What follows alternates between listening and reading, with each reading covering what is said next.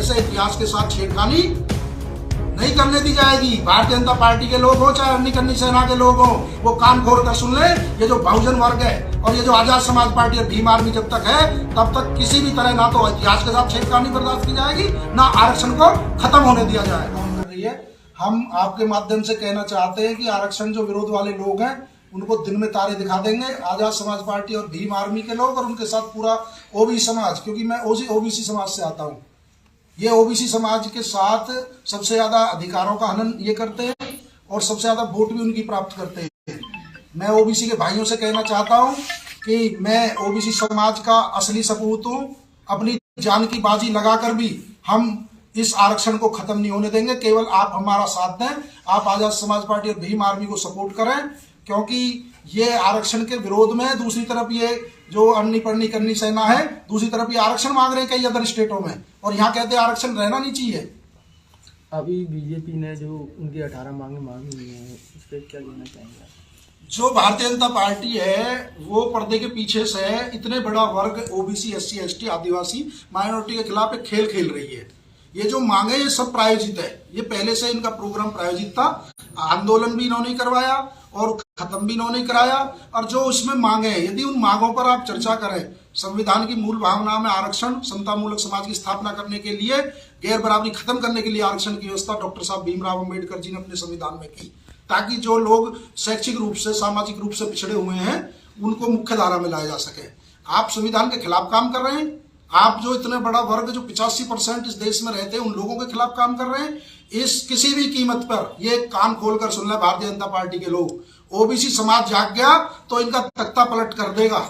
और उसी के उपलक्ष्य में हम 12 तारीख को फरवरी को हम भोपाल के अंदर पूरे प्रदेश के सबसे बड़े वर्ग ओबीसी, एससी, एसटी, माइनॉरिटी और साथ में गुर्जर समाज, क्योंकि इन्होंने अपनी मांगों में उसमें उनके इतिहास को चुराने के लिए 2 मांग उसमें रखी है, वो गुर्जर इतिहास से संबंधित रखी है। ये अपना प्रतिनिधित्व चाहते हैं उसमें। अगर हमारा राजपूत समाज का प्रतिनिधित्व होना चाहिए तो इसमें फिर और समाजों का भी प्रतिनिधित्व होना चाहिए, गुर्जर समाज का भी प्रतिनिधित्व होना चाहिए, ओबीसी समाज का भी प्रतिनिधित्व होना चाहिए। ऐसे इतिहास के साथ छेड़खानी नहीं करने दी जाएगी। भारतीय जनता पार्टी के लोग हो चाहे अन्य करनी सेना के लोग हो, वो कान खोल कर सुन ले। ये जो बहुजन वर्ग है और ये जो आजाद समाज पार्टी और भीम आर्मी जब तक है तब तक किसी भी तरह ना तो इतिहास के साथ छेड़खानी बर्दाश्त की जाएगी, ना आरक्षण को खत्म होने दिया जाएगा। अधिकारों की जो आपकी जो लड़ाई है जो आरक्षण को लेकर, इसमें आजाद समाज पार्टी के साथ आप योगदान देने के लिए आप उपस्थित हुए, तो इसमें क्या कोई राजनीतिक रूप से उनको सपोर्ट देने के लिए आप आए हैं क्या? दरअसल मैं आजाद समाज पार्टी का प्रदेश का प्रभारी भी हूँ, और क्योंकि गुर्जर समाज से बिलोंग करता हूँ, ओबीसी समाज से बिलोंग करता हूँ, तो मेरा व्यक्तिगत दायित्व बनता है, यदि मेरे समाज के हक और अधिकार और यदि महापुरुषों का अपमान किया जाएगा तो हम चुप नहीं बैठेंगे।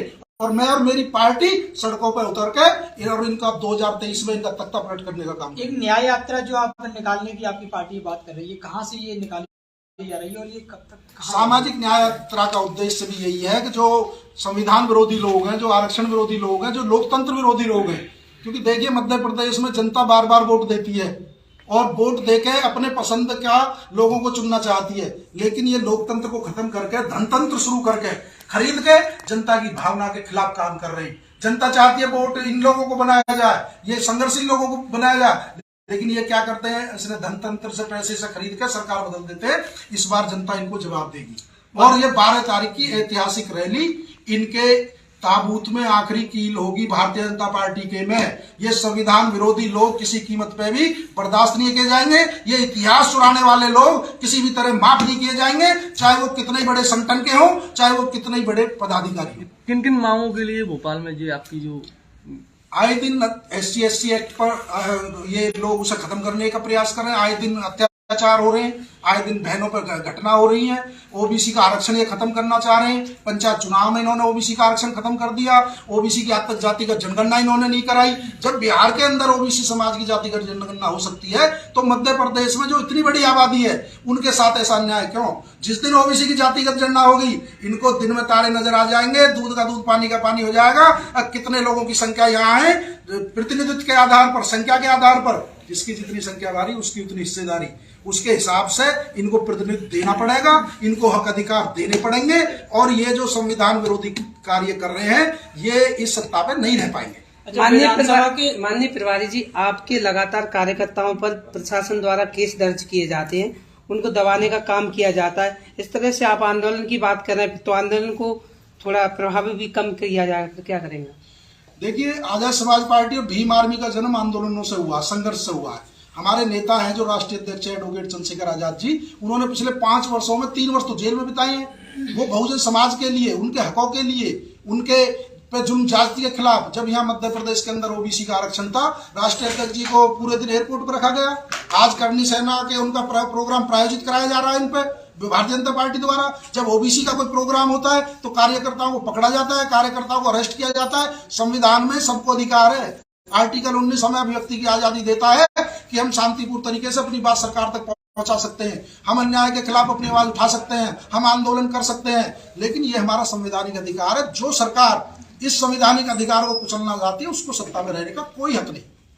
अच्छा, आजाद पार्टी अब सक्रिय हो गई है और मैदान में मतलब एक जुझारू रूप से काम कर रही है। आजाद पार्टी अब सक्रिय, विधानसभा के कुछ समीकरण यहीं से शुरू हो गया। आजाद समाज पार्टी अभी सक्रिय नहीं हुई। यदि पिछले 7 सालों में, 5 सालों में सामाजिक संगठन भीम आर्मी के द्वारा और पिछले 2 साल में जब से आजाद समाज पार्टी का निर्माण हुआ, जहां कहीं भी घटना होती है, पुलिस की जिप्सी से पहले आजाद समाज पार्टी के कार्यकर्ता पहुंचते हैं, हमारे नेता ग्वालियर अंचल की बात करें तो आप जो कार्यकर्ता सक्रिय देखे जा रहे हैं, वो लगातार ऐसे मुद्दे उठा रहे हैं। सामाजिक न्याय यात्रा जो 1 जनवरी से हमारी स्टार्ट हुई थी, आज उसका 10वां दिन है और ये पूरे 1 महीने मध्य प्रदेश के हर जिला स्तर में, हर ब्लॉक में, हर विधानसभा पे, संभाग पे और फिर राजधानी में आयोजन किए जा रहे हैं। और जो सरकार की नाकामी है, जो सरकार का फेलियर है, चाहे वो नौकरियों में हो, चाहे वो अधिकारों में हो, चाहे वो कोरोना में हो, चाहे वो अन्य किसी क्षेत्र में हो, सबको जनता के बीच ले जाया जा रहा है। माननीय प्रभारी जी, जिस तरह से आप सामाजिक यात्रा निकाल रहे हैं, क्या सामाजिक यात्रा निकालकर आप अपना शक्ति प्रदर्शन दिखा रहे हैं, बाद में किसी राजनीतिक दल से गठबंधन कर लेंगे क्या आप चुनाव में? देखिए,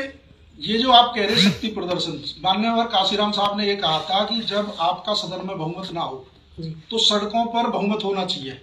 यदि संसद है या सदन बात ना सुने, बहरा हो जाए, गूंगा हो जाए, तो सड़कें वीरान नहीं होनी चाहिए। और वहां पर यही लोकतंत्र की सबसे बड़ी खूबसूरती है।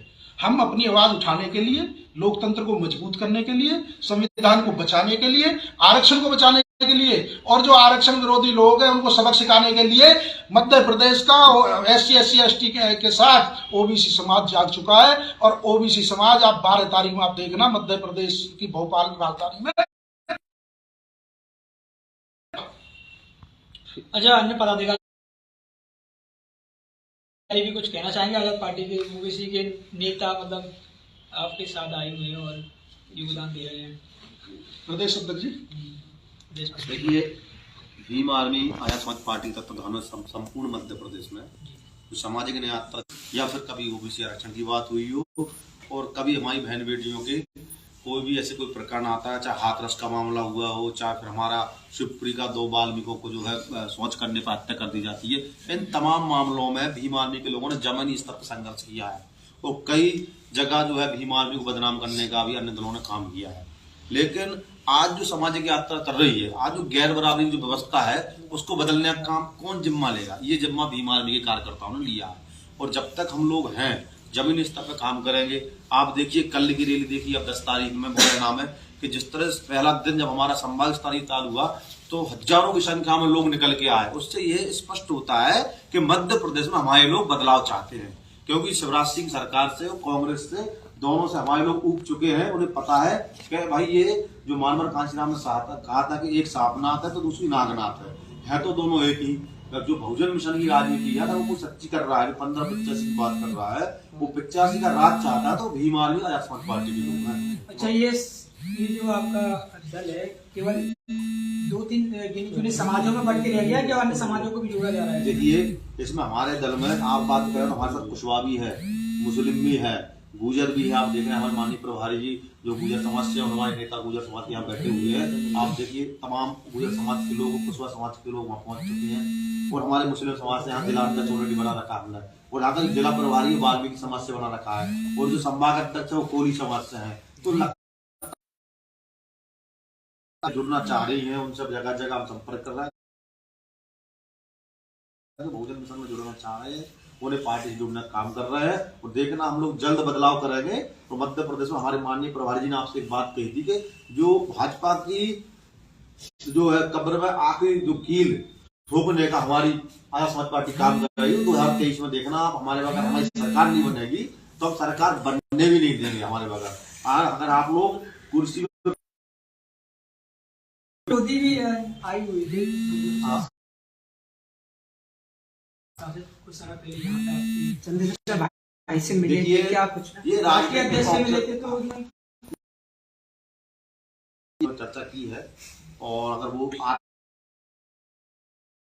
आते हैं, अगर उन्हें काम करना है तो आए समाज पार्टी झंडे के नीचे काम करें। उनका स्वागत है, हमारा अभिनंदन है उनका।